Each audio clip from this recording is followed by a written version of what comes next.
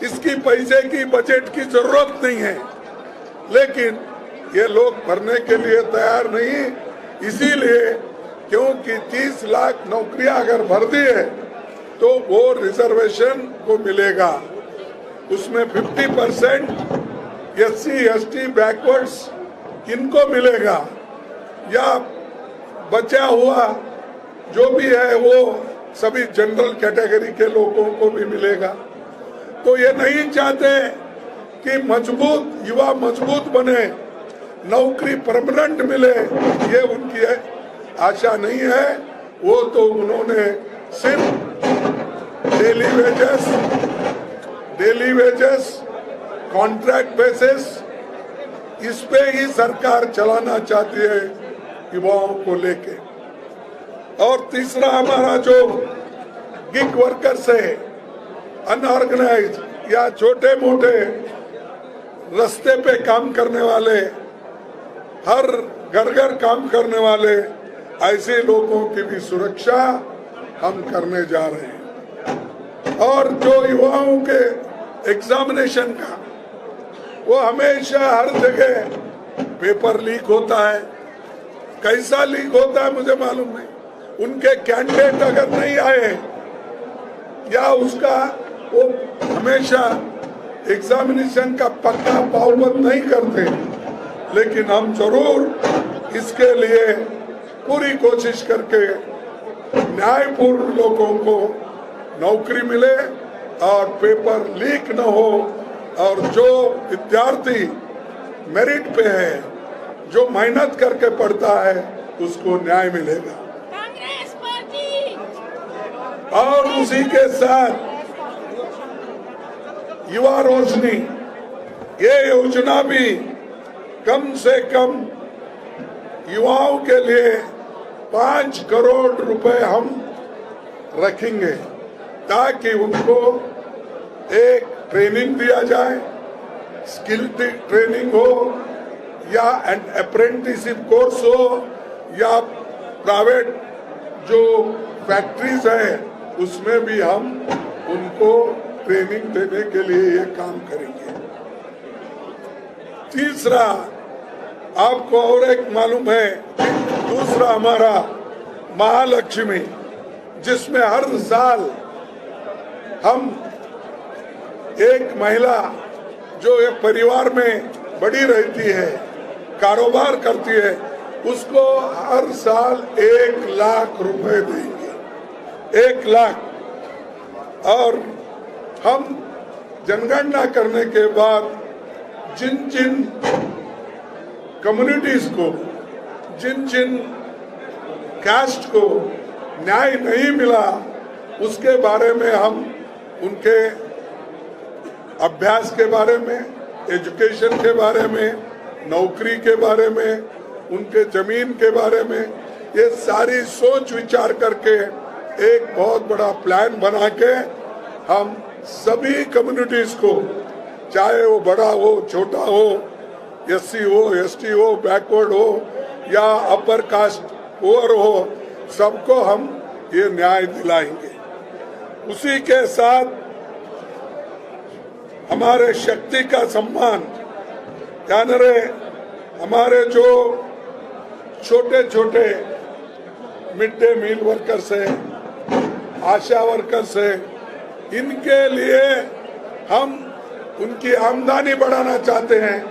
उनको आज जो मिल रहा है बहुत कम मिल रहा है, और वो देहात में रहते हैं, आशा वर्कर्स मिड डे मील के स्कूल में काम करते हैं, तो उनकी भी ख्याल रखा जाएगा और उनको भी हम एक सम्मानित एक उनको सैलरी देने की पूरी कोशिश करेंगे।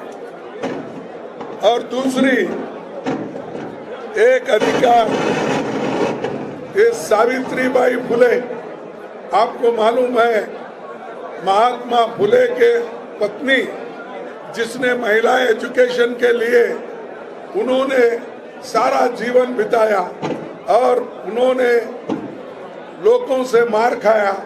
लोग उनको चिढ़ाते रहे कि महिलाओं को ये एजुकेशन दे रही है, तो वो स्वाभिमान के नाम से हम हर डिस्ट्रिक्ट में सावित्रीबाई फुले हॉस्टल हम बनाएंगे और महिला के लिए एक बहुत बड़ा काम हम करने जा रहे हैं। जब तक महिला सशक्त नहीं बनते तब तक घर नहीं सुधरता। एक घर में अगर महिला सुधर गई या वो अच्छा एजुकेटेड बनी तो पूरे घर को वो सुधार लेती है, बच्चों को सुधारती है। इस मकसद से कांग्रेस सावित्रीबाई फुले हॉस्टल्स हम खोल रहे हैं। और उसके बाद एमएसपी का तो मैंने कहा कि सही दाम और कानूनी गारंटी किसानों के लिए हम करेंगे। कर्ज मुक्ति ये भी हमारा एक मुद्दा है, हम उसको भी टैकल करेंगे। जैसा कि मनमोहन सिंह जी के जमाने में हमने 72,000 करोड़ रुपए कर्ज माफ किया था किसानों का, वही अंदाज से इस वक्त भी हम काम करेंगे। और ये फसल नुकसान का 30 दिन में हम उसका सीधा उनके खाते में जाने के लिए हम तैयारी करते हैं और ये वायदा भी हम करते हैं। उसी के साथ इंपोर्ट एक्सपोर्ट्स के बारे में भी हमने एक नया नीति बनाकर हमारे आयात निर्यात में किसानों के लिए हम काम करेंगे।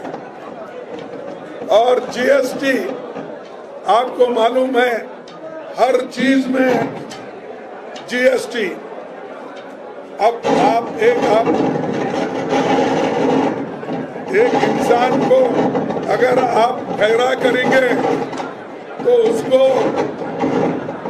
हर जगह टैक्स मिलेगा। तो अगर कान को जाएंगे या कोई मोबाइल लेंगे उसको जीएसटी है, टूथपेस्ट को जीएसटी है, और अगर आप हर एसेंशियल कमोडिटीज के लिए उसको जीएसटी है, सर का तेल जीएसटी है, सर से लेकर पैर तक जीएसटी।